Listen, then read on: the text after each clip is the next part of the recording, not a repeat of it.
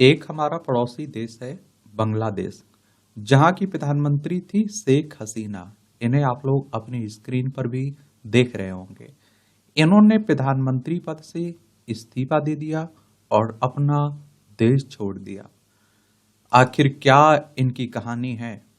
और आप देखिए कि सियासत के टॉप पर बनी हुई थी और किस तरह से इनका पतन हुआ, उसके बारे में एक सामान्य चर्चा हम लोग करते हैं। देखिए, हमारा प्यारा भारत है।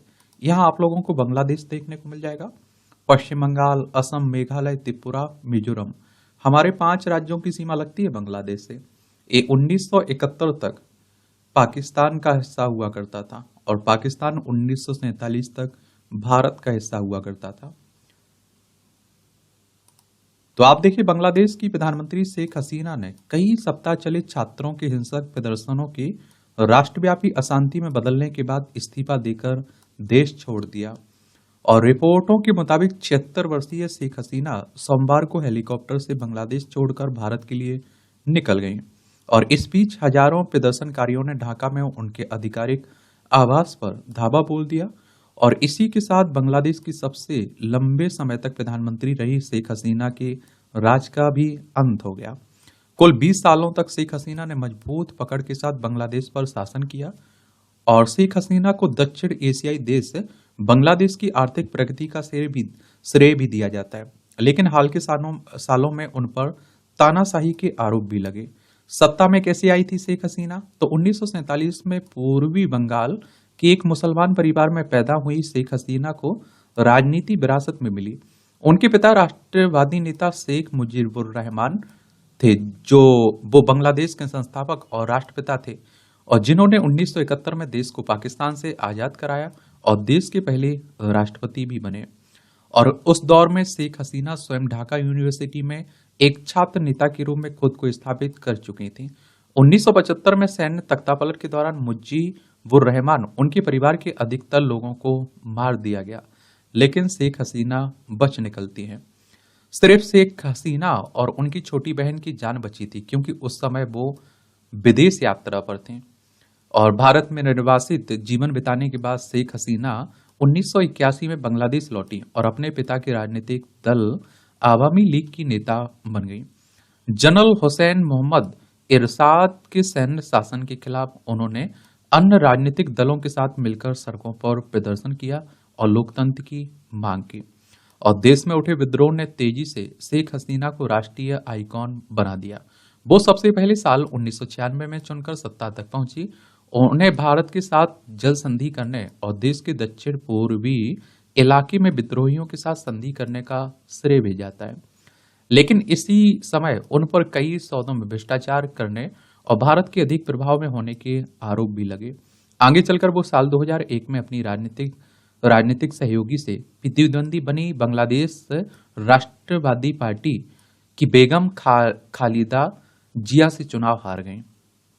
और राजनीतिक परिवारों की वारिस ये दोनों महिलाएं 3 दशकों तक बांग्लादेश की राजनीति पर हावी रही हैं और इन्हें बैटलिंग बेगम भी कहा जाता है। और बेगम उच्च परिवारों की मुसलमान महिलाओं को कहा जाता है। विश्लेषकों का मानना है कि इन दोनों महिला नेताओं की कड़वी राजनीतिक प्रतिद्वंदिता के नतीजों में बांग्लादेश में बसों में बम धमाके हुए, लोग अगवा किए गए और गैर न्यायिक हत्याएं आम बात हो गई। हसीना साल 2009 में फिर से सत्ता में लौटी। ये चुनाव कार्यवाहक सरकार की निगरानी में हुए थे। वो एक वाकई राजनीतिक सर्वाइवर हैं और वो कई बार जेल में रही और अपने आप देखिए जीवन पर हुए कई हमलों से जिंदा बच निकली। साल 2004 में हुए एक हमले से उनके सुनने की क्षमता को नुकसान भी पहुंचा था और उन्हें देश से बाहर निकालने के प्रयास भी हुए और वो भ्रष्टाचार के आरोप में कई मुकदमों में भी फंसी थी। और शेख हसीना ने क्या हासिल किया? तो शेख हसीना के शासन वाला बांग्लादेश एक विपरीत तस्वीर पेश करता है। एक समय दुनिया का सबसे गरीब देश रहा मुस्लिम बहुल बांग्लादेश उनके नेतृत्व में 2009 के बाद से विश्वसनीय आर्थिक प्रगति हासिल कर चुका है। अब बांग्लादेश इस क्षेत्र में सबसे तेजी से बढ़ती अर्थव्यवस्थाओं में से एक है और आर्थिक प्रगति के मामले में बांग्लादेश अपने विशाल पड़ोसी देश भारत से भी आगे निकल गया है।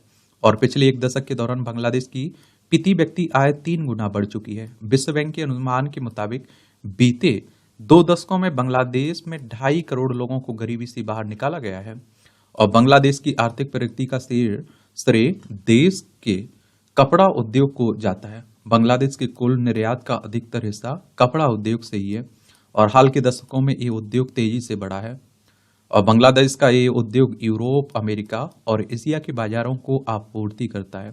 अपने देश के स्वयं के संसाधनों, कर्ज और विकास के लिए मदद लेकर हसीना की सरकार ने कई विशाल आधारभूत ढांचा विकास योजनाएं शुरू की और इनमें आप देखिए गंगा नदी पर $2.9 अरब से बनने वाला पद्मा पुल भी शामिल है। किन विवादों में घिरी रही शेख हसीना? तो सत्ता संभालने के बाद से शेख हसीना के सामने आया सबसे गंभीर संकट ताजा विरोध प्रदर्शन ही है और ये प्रदर्शन बेहद विवादित चुनाव और नतीजों के बाद हुए हैं। विवादित आम चुनाव में लगातार चौथी बार उनकी पार्टी को चुन लिया गया था। इस्तीफा देने की बढ़ती मांगों के बीच शेख हसीना डटी हुई थी।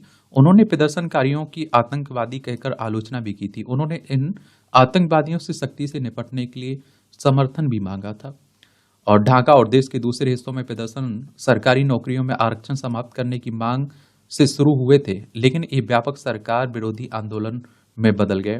कोविड महामारी के बाद से बांग्लादेश लगातार बढ़ती महंगाई और बढ़ते खर्चों से जूझ रहा है।